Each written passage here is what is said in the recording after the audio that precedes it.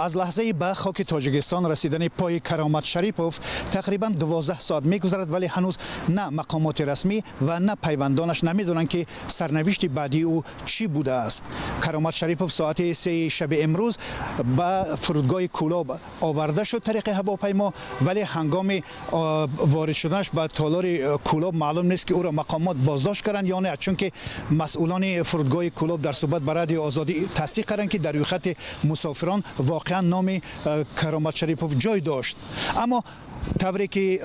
نزدیکان کرامت شریپوف میگویند، خودی کرامت شریپوف در فرودگاه کولاب با آنها در تماس شده و خیلی هم در تماس کوتاه گفته است که او را مقامات انتظامی تاجیکستان بازداشت کردند، ولی بعد اون به کجا رفته است تا هنوز هیچ اطلاعی در دست نیست.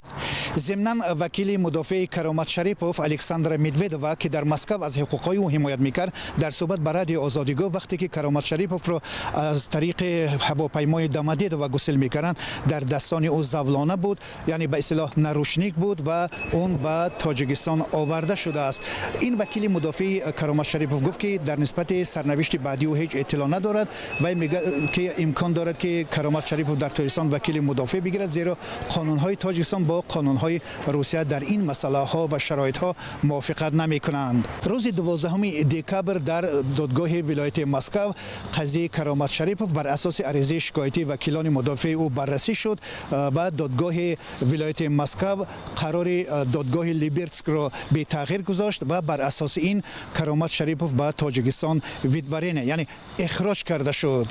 و همین طور در رابطه با اخراج کرامت شریپوف هنوز ده ها سوال های بی جوابی هستند که پاسخ میخواهند، زیرا اگر کرامت شریپوف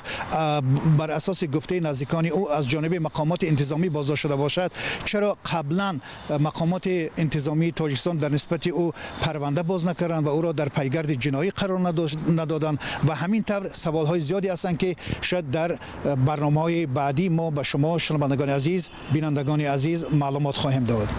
میرزا نبی خالقزاد، شادمانی تیم، رادیو آزادی دوشنبه.